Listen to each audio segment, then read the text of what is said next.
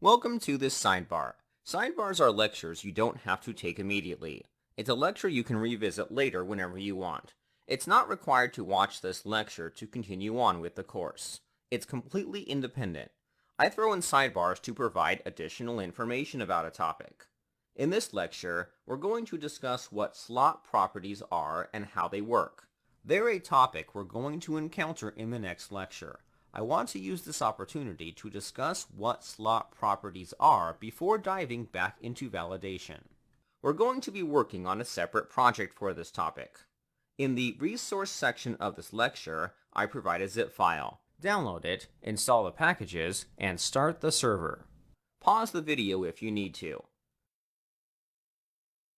Let's quickly review the files. I generated the project with the default preset. Slot properties are a Vue feature. It's not required to install any other library aside from Vue.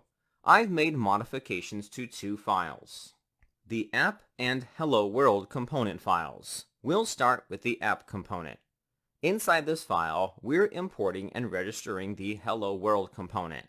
There's nothing else going on in the script block. In the template block, we're using the hello world component with opening and closing tags. We're going to add slots to the component, so we'll need to use opening and closing tags. Open the hello world component. The template block has an empty set of div tags. We're going to add slots to it in a moment. In the script block, the data function is defined. There are two properties called user and favorites. The user property contains random information about a user. The favorites property is a list of their favorite things. The data is not being used anywhere in the application.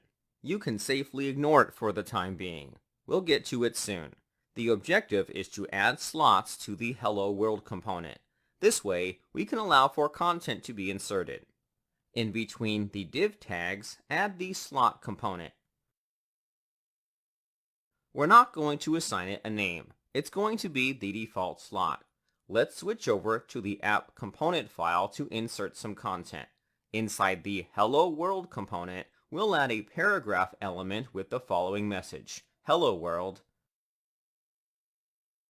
This will result in the message appearing in the slot we have in the hello world component.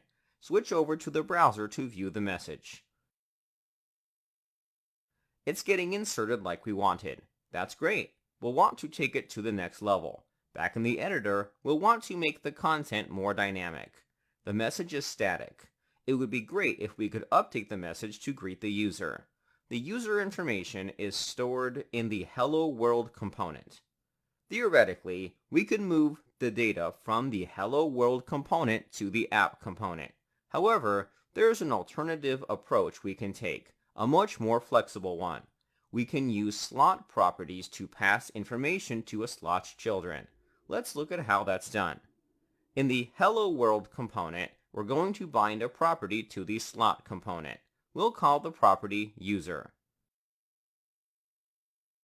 The value for this will be the user property we have in the data object. By binding a property to the slot component, it'll become available in the parent scope. In this example, the parent scope is the app component.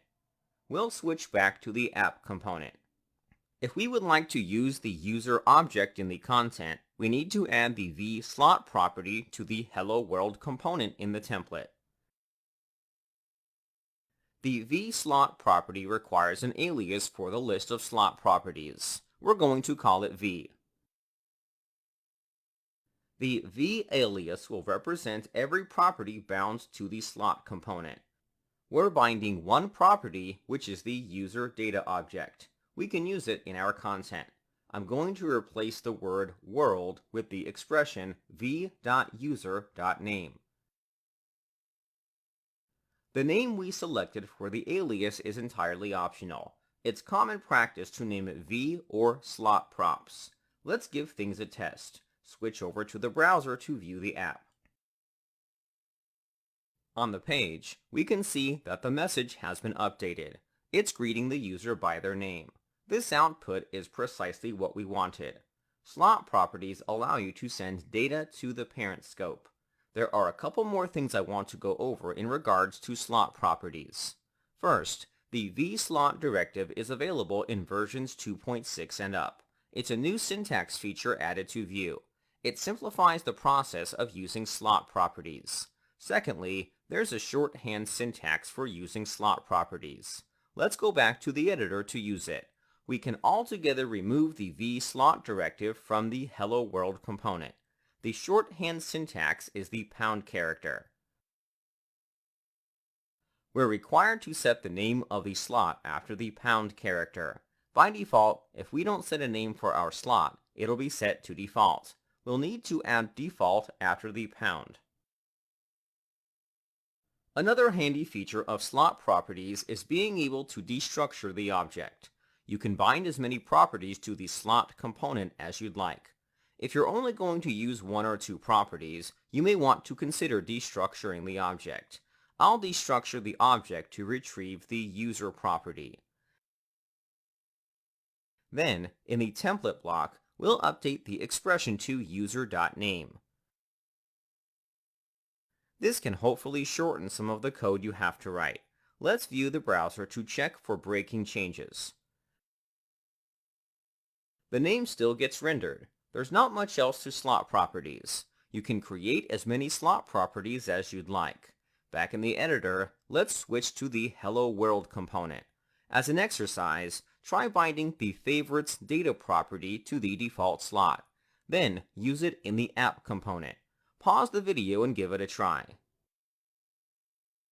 Welcome back. If you were able to add a new slot property, then congrats. If not, that's fine as well. We'll do it together. Open the Hello World component. We'll bind a property called favorites to the slot component. Its value will be set to favorites. By the way, you don't have to keep the names the same. You can call this whatever you want. I recommend keeping the names the same for consistency. The favorites data property is available in the parent scope. Let's use it. Switch to the app component file. In the template block, we'll need to destructure the favorites property from the object. It's important to destructure the object. Otherwise, we won't be able to access the favorites array. After destructuring the array, we're going to add on to the message, I like favorites 0. The favorites data property is an array. We're accessing the first item in the array. If you'd like, you can loop through the items. We'll keep it simple by outputting the first item in the array. Let's view the app in the browser. The message renders the first item in the favorites array. That's great. We've successfully learned how slot properties work. They're handy for passing on data to the parent scope. In the resource section of this lecture, I provide a link to the Scoped Slots documentation page. This page will provide you with more information and examples of slot properties. I recommend reading it after you've finished this lecture. In the next lecture, we'll continue with form validation in our project.